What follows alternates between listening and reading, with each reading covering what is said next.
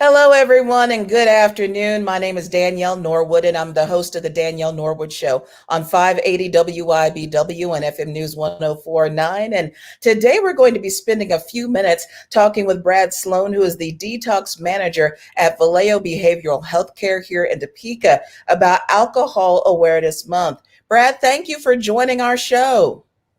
Glad to be here, Danielle. It's good to see you again. Good to see you too. And I understand that April is Alcohol Awareness Month. Why is it important to know that for our viewers today? Well, having an Alcohol Awareness Month or a specific month set aside during the year when we bring attention to the problem of alcohol use disorder and alcohol abuse in the community, I think is important, and it helps to raise awareness about the issues revolving around that and the community resources that are aimed at addressing that and those kinds of things. So glad that it's a good thing that we've done for a number of years. What is an alcohol abuse disorder? Well, an alcohol abuse disorder is defined. I'm going to give you the medical definition. It's a chronic brain disorder marked by compulsive drinking, loss of control over alcohol use, and negative emotions when not drinking. So that's how the DSM describes an alcohol use disorder. For most of us, what it means is at the point when alcohol becomes an interference in how you're able to live your life. For example, if you go somewhere and you have a few drinks and make the poor decision to get into your vehicle and drive yourself home and you get a DUI as a result of that, that's an interference in your average everyday life function that alcohol has had an impact on. Is that an alcohol use disorder? No, but it is interfering with your life in a certain way and causing some pretty severe consequences. So it's probably something that you should probably take a good close look at. Talk to us about binge drinking, because I have a few friends who would not consider themselves having a problem with alcohol, but anytime they're having some drinks, it always leads to more and more until they're way out of control. So talk to us about that. Yeah, binge drinking is it's defined as a pattern of drinking that brings your blood alcohol levels above the legal limit to drive. And so now, in the way that most people think about binge drinking would be if someone starts drinking and then goes on a binge, and it lasts for a long period of time. But the definition that I just gave you is from the National Institute on Alcohol Abuse and Alcoholism, and so binge drinking could be considered anytime that you have enough drinks to become impaired enough that you cannot operate your vehicle. So there are plenty of people who become addicted, and there are those who do not. How is it that somebody can become addicted and someone can't, or doesn't have those issues? Well, there are so many factors that come into play as to whether or not someone becomes addicted to something, whether it's alcohol or anything else. For the purposes of this interview, we're talking about alcohol since it's Alcohol Awareness Month. But there's some research out there that indicate that kind of points to a genetic kind of thing where it's familial and it can be generational. There are environmental factors that come into play. Some people will even seek solace in alcohol when they experience something tragic in their family, say a death in the family or something like that. And that could lead, with prolonged and kind of constant use, could lead to an addiction. Now, here's what I would say is that most people who have drank, or I would say a lot of people who have drank, maybe not most, who have drank, have experienced at some point in their life a hangover. Mm-hmm. Right? A hangover is with withdrawal symptoms from alcohol. That's exactly what you're experiencing, is withdrawal from the alcohol. That's what a hangover is. Your body is telling you that it needs the alcohol in order to not feel the way that it does badly. When that becomes the imperative reason as to why you're drinking is to relieve that pain or some other pain, and that becomes your natural kind of go-to, that could be very easily viewed as as an addiction. Now, why is it that in some families you'll have two children, both of them are raised in the exact same environment? There's no indications of alcoholism in their immediate family or even maybe in their extended family. One of them grows up to be alcoholic and the other one doesn't. Again, there's a lot of different factors that play into that to determine, how someone becomes addicted. There's no way for the scientific community to be able to point at a child and say, yes, that one's going to be addicted and that one's not. They just, we don't have that technology. I don't know that we ever will. There's so many factors that come into play that kind of determine who ends up being addicted and who doesn't. What increases the risk of alcohol abuse disorder? Well, a number of things. As I already mentioned, there can be a genetic link there. It could be family environment. It could be the family culture. A number of those kinds of things could predispose an individual to that. Certain childhood stressors could point someone in that direction as well. The other thing too is, being the community mental health center for Shawnee County here, we see a lot of folks who have diagnosed mental health issues that struggle with their mental health, and many times will use alcohol and other drugs as a way to self-medicate as well. As my example that I gave earlier, when somebody experiences a tragedy in their life and they begin to start drinking and things like that, that's an example of self-medicating. If those things are not addressed in a more wholesome way through therapies and grief processes and things like that, then without having a proper way to address the underlying issues, a person would certainly be prone to go down that road of alcoholism, drug addiction. There used to be a public service announcement that ran that said, know when to say when. So, Brad, I'm going to ask you, how much is too much? Oh, that's well. Here's what I would say. Didn't mean to stump you. These are all good questions, and I get these questions asked of me in the community when I do community presentations frequently, and what I find myself doing is answering them a little bit differently each time, because the answer is not the same for every person, and that's what I would say. However, we do have some legal guidelines that we can look to as the bar, so to speak. If you drink enough that you exceed the legal limit to operate a motor vehicle, then that's too much. Mm-hmm. Then that's too much. And that could be the bar.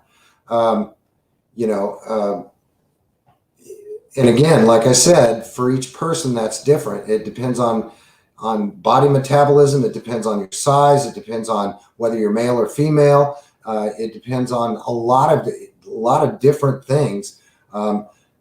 Some people would be able to drink a couple of drinks and not exceed that limit within an hour.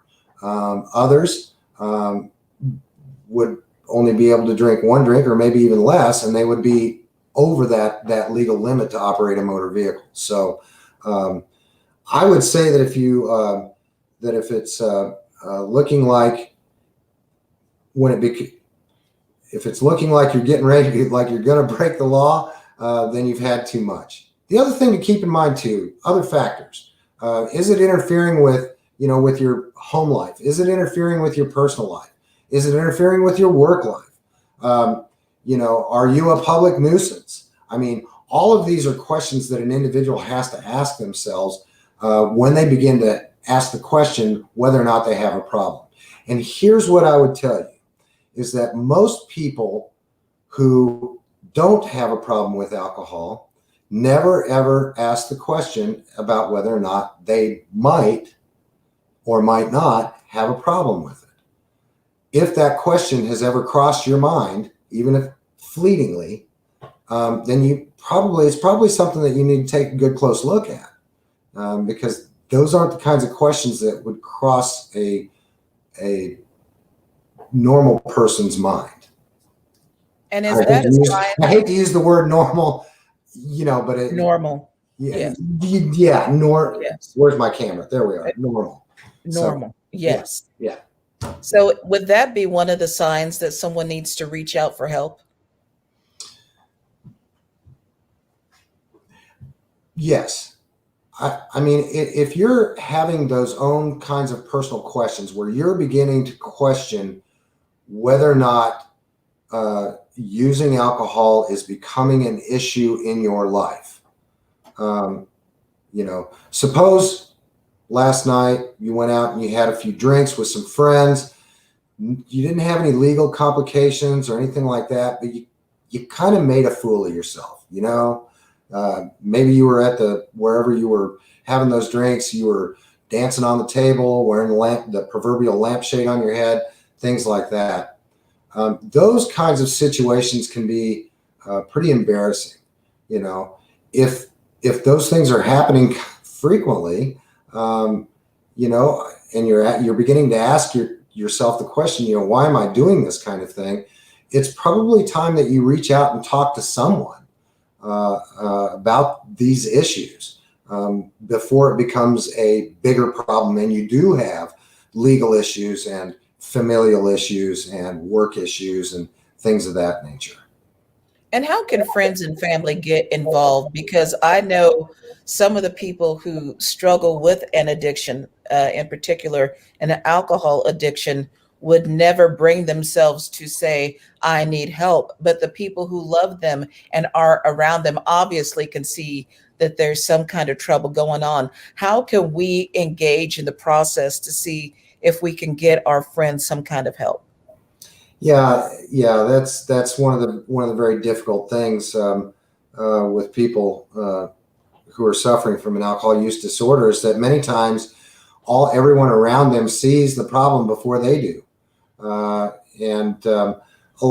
of that has to do with pride. Some of it has to do with ego, not wanting to admit that there's possibly something, again, wrong with an individual, with themselves and things like that. As family members, usually what I tell them is that consistency in the message that you're trying to deliver to the person, in addition to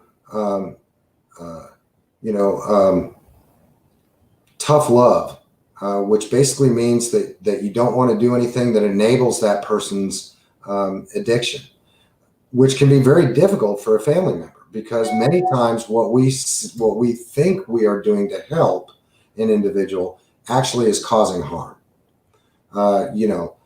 Because alcoholics and addicts are very good at coming to their family members and saying to them, Danielle, I'm done. I swear I'm done. And they can be very convincing, and they can say, and come to you and say, as my sister, I need your help with this. I need you to bail me out. And I swear I'm done. I'm done. And that can be the very hardest thing for a family to do, is to look at that person and say, no, I'm done. Yeah. I'm not going to bail you out. I love you, but I'm not helping you by continually providing for your addiction. It's very difficult. It's easy for me to do because I've been doing this for a long time. It's a difficult thing for families to do, but it's something that needs to be done. Because as long as a person continues to enable their family member who's addicted, they're helping to kill that individual, and that's my personal opinion. Are they doing it intentionally? No, but they are helping that process, because a person in the midst of in the depths of their addiction is dying, and the same way as a person who has untreated diabetes is dying, and unless there's an intervention, unless there is something that stops that process, that person will die as a result of their addiction, and the family, for sure, most certainly does not want to be part of that as far as facilitating that. As we get ready to wrap up, would you give us an overview of the services that Valeo offers? Sure, absolutely. Obviously, we are one of the largest mental health centers in the state of Kansas. We're real fortunate to be here in Northeast Kansas in Shawnee County, and to be the community mental health service provider for Shawnee County. As such, we provide all of the normal mental health, again, I'm using that word, normal, typical is a better word, typical mental health services, from therapy to medication services, crisis services. We have some short-term housing services for those in need in that direction. We have myriad case management services, all those kinds of things on the mental health side. And then on the alcohol and drug abuse side, the substance abuse side, we have 5 different levels of care. We have a detox, a residential inpatient treatment program. We have 2 levels of outpatient care. Only because of the current health crisis going on right now, we're only utilizing 1 outpatient service right now instead of both of them. And then in better times, we also have a reintegration program that we utilize here as well. So, and we're hoping, really hoping and praying hard that maybe later this fall, or at the very least by this fall, but maybe next year at this time, when I talk to you again, Danielle, that we'll have all of our services back in place. Well, if anybody is needing assistance, they can look at the crawl, which says valeotopeka.org. You have all of your information, all of your services listed on the website. And they could also call the number that's also been going through as we've been chatting today. So, Brad, I want to thank you so much for your time and your expertise, and just really appreciate what you're doing with everybody who's at Valeo, and your gift to the community by helping us to get our mental health and addictions taken care of, and just appreciate your team to the max. And thank you everybody for tuning in today for our chat with Valeo. And I am Danielle Norwood, hoping that you will make the best of your day. All right. Thank you, Danielle.